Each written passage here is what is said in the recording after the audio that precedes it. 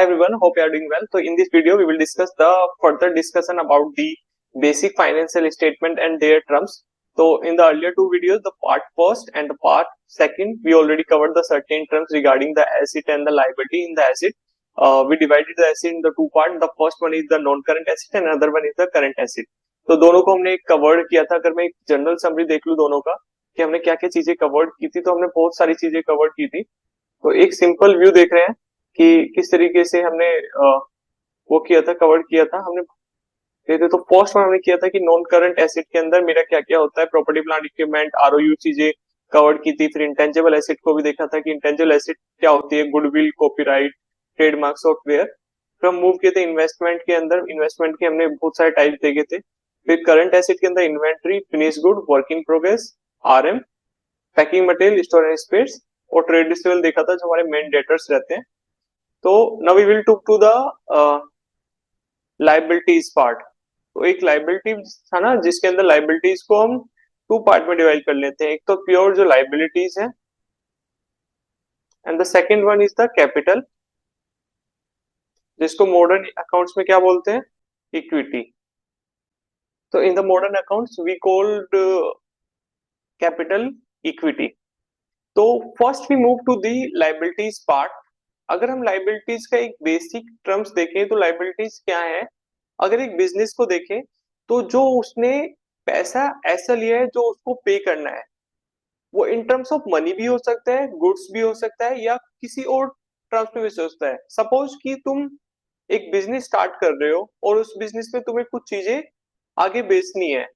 तो जो तुम माल खरीदने गए, वो गुड्स खरीदने गए, और उस बंदे को तुम अभी सारी चीजें कैश में नहीं दे पाए हो, कुछ तुम्हें क्या देना है, बाद में देना है.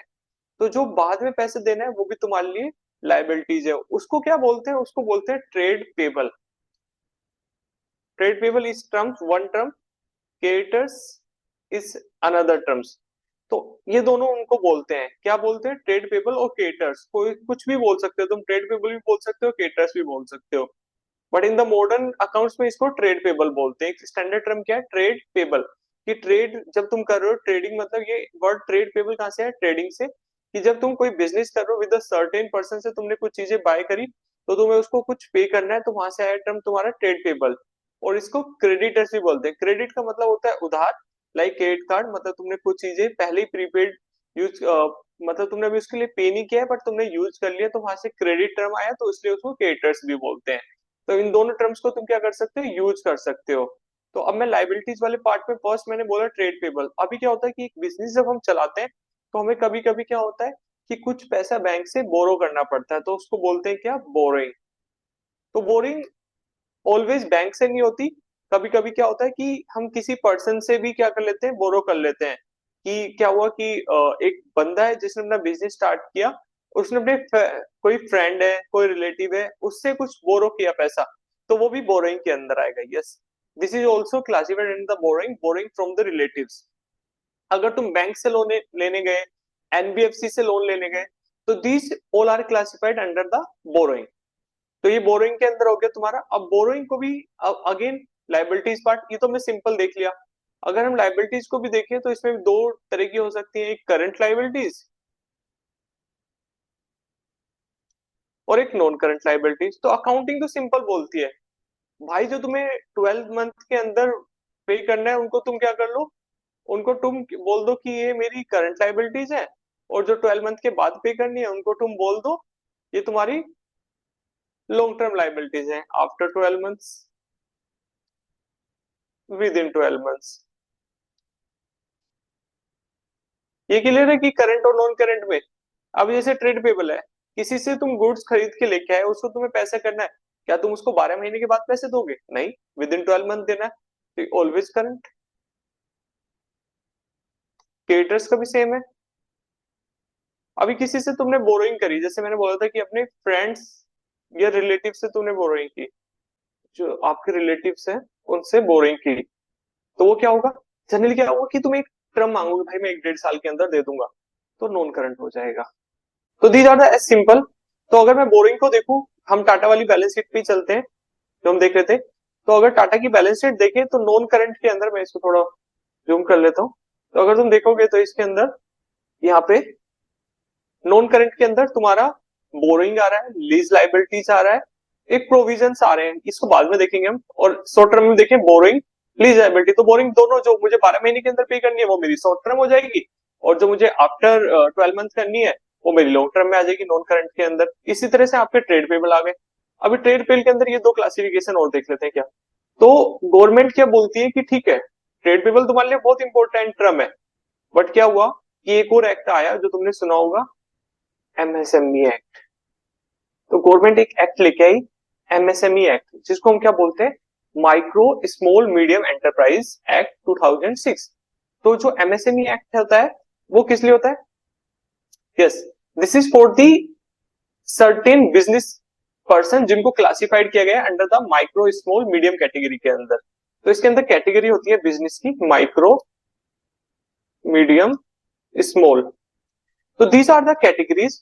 ये किसके बेसिस पे होती है, ये बेसिस होता है इन्वेस्टमेंट इन प्लांट मशीनरी, कि कितना इन्वेस्टमेंट इन्होंने प्लांट मशीनरी में किया हुआ और कितना इनका टर्नओवर है, उसके बेसिस पे गवर्नमेंट के क्लासिफाइड करती है कि तुम माइक्रो स्मॉल हो मीडियम हो।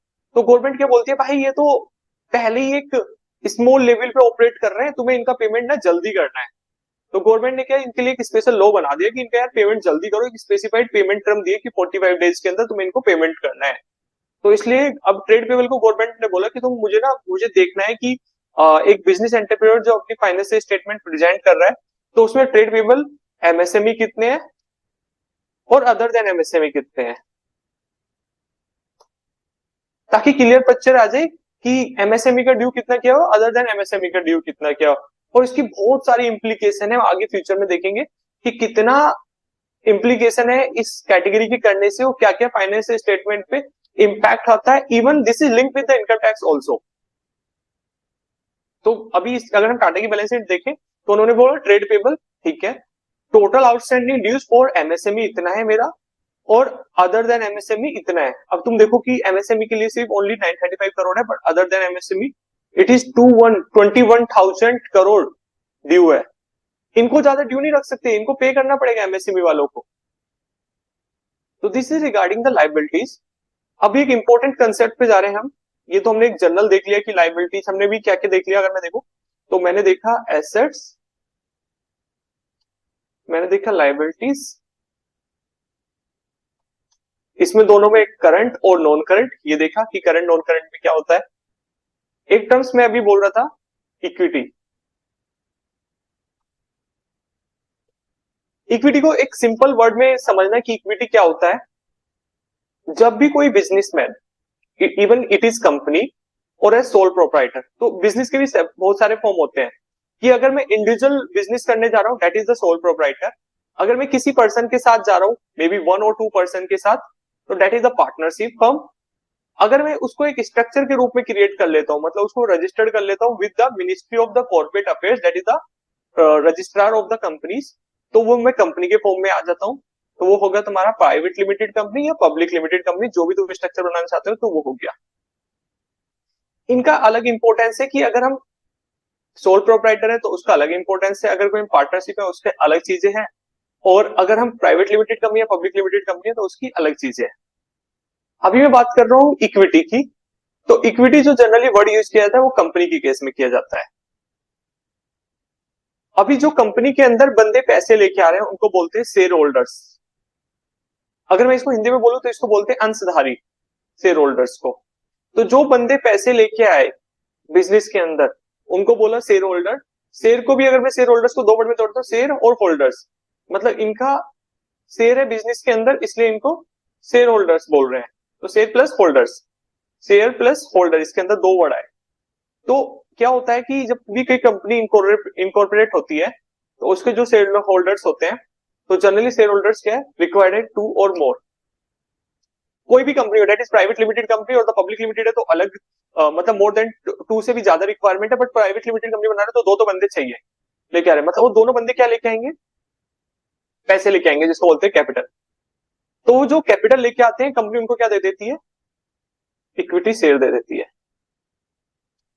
अब ये इक्विटी शेयर क्या होते हैं, इक्विटी शेयर क्या होते हैं कि ये एक सर्टिफिकेट होता है कंपनी का, जो कंपनी इशू करती है इन पर्सन को जो शेयर होल्डर्स हैं, कि मैं तुम्हें अपने 10,000 शेयर दे रही हूँ जिसका वैल्यू है 10 रुपए, तो तुम मुझे क्या करो, 1 लाख रुपए ला के दे दो।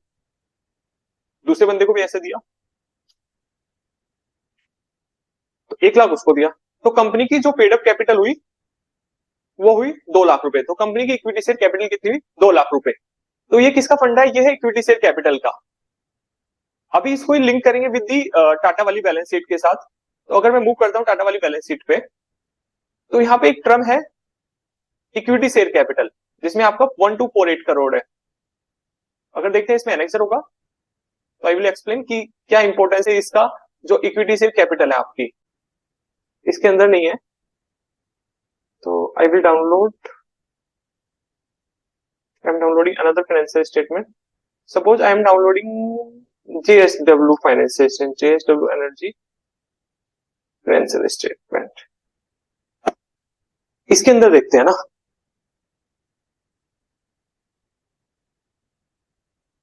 इसके अंदर भी चेक कर सकते हैं,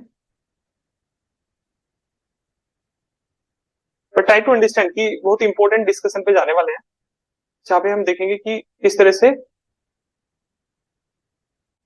तो ये इंडिपेंडेंट ऑडिटर रिपोर्ट गई, ये आपका बैलेंस शीट है यहाँ पे, ठीक है। नंबर इन करोड़ है ये भी, तो इजी रहेगा, नंबर इन CR है तो अंडरस्टैंडिंग के लिए कुछ प्रॉब्लम नहीं आएगा। तो just look at the screen. तो मैंने ये क्या खोला है, स्टेटमेंट खोला है इक्विटी शेयर कैपिटल वाला। तो इसमें तुम देखोगे तो यहाँ पे दिखाएगा कि ये बैलेंस कितना था, नंबर्स ऑफ दी शेयर्स, जो भी मैं बात कर रहा था ना कि 10,000 शेयर इशू किए, और जितने नंबर्स ऑफ द शेयर्स हैं तुम्हारे इनटू रेट, तो उससे तुम्हारा कैपिटल निकल आता है। तो अगर इसी में नीचे मूव करें, तो सिंपल वर्ड में कैसे होता है, इस तरीके से होता है। और अगर तुम फर्दर इशू करोगे, मान लो कि इस कंपनी ने 5,000 और इशू किए, तो 5,000 इंटू 10 और 5,000 ही दूसरे शेयर होल्डर को किए हैं, तो वहां पे भी तुम्हारा क्या होगा, 5,000 इंटू 10, तो तुम्हारा वही हो जाएगा 50,000 ये हो जाएगी। तो अब तुम्हारी जो फ्यूचर वाली कैपिटल होगी वो क्या होगी, 3 लाख हो जाएगी। दिस इज द कैपिटल फंडा। और इस कैपिटल को तुम क्या यूज कर सकते हो, बिजनेस के अंदर यूज कर सकते हो। तो ये तो हो गया कैपिटल का। अब बात करते हैं अनदर इंपॉर्टेंट टर्म की, कि जब कोई बंदा बोल रहा है कि financial statements,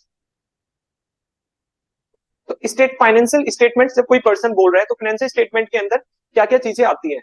this is very important question, कि जनरली हम जब कोई बात कर रहे हैं या कुछ पर्सन बात कर रहे हैं, तो बोलते हैं कि यार मैं इस कंपनी में इन्वेस्टमेंट कर रहा हूँ, मैंने इसकी फाइनेंशियल स्टेटमेंट चेक कर लिया, तो क्या हम इसके अंदर इन्वेस्टमेंट कर सकते हैं, या हम IPO लगा सकते हैं, तुमने उसकी फाइनेंशियल फिगर देख ली है, या किसी शेयर में इन्वेस्टमेंट करना चाहते हैं। तो वो फाइनेंशियल स्टेटमेंट में क्या क्या आता है, the first one is the balance sheet.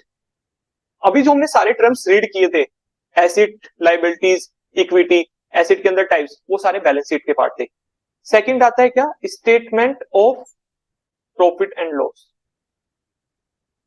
This is another important statement. तो ये दिखाती है कि यार कंपनी बिजनेस जो है तुम्हारा, वो प्रॉफिट कर रहा है या लॉस कर रहा है, तो इसलिए इसको बोलते हैं statement of profit and loss. The third one is the cash flow statement. ये 3 मेजर स्टेटमेंट है जो हमें अंडरस्टैंड करनी चाहिए, जब हमें क्या पता चल सकता है, एक्चुअल पिक्चर पता चल सकती है कि आखिर कंपनी है क्या। Balance sheet, statement of profit and loss account, and the cash flow statement. As the term describe the both two, statement of the profit and loss और कैश फ्लो स्टेटमेंट। तो कैश फ्लो स्टेटमेंट शो करती है कि cash क्या क्या company के अंदर cash कहां कहां से फ्लो हो रहा है और कहां कहां पे जा रहा है। This is important statement for the checking the cash, की कैश कहां से आ रहा है। Yes, it shows the both terms, like कि कैश कहां से आ रहा है और कैश कहां पे जा रहा है, दोनों चीज को दिखाता है ये। और जो statement of profit and loss account है, वो दिखाता है कि बिजनेस के अंदर रिवेन्यू कितना है, कि जो कंपनी का प्राइमरी प्रोडक्ट है उसको सेल करके कितना है, उसकी कॉस्ट कितनी है, और उस कॉस्ट के अलावा और क्या क्या एक्सपेंसेस है, और कंपनी आखिर में अर्न क्या कर रही है। As a stakeholder, as a watch dogger, हम क्या चाहते हैं कि हम देखना चाहते हैं कि यार कंपनी की पोजीशन क्या है। फॉर दैट पर्पज के लिए ये जो स्टेटमेंट है अटमोस्ट वेरी इंपॉर्टेंट है। तो इन चीजों को हम समझेंगे statement of profit and loss account को in upcoming video. Thank you.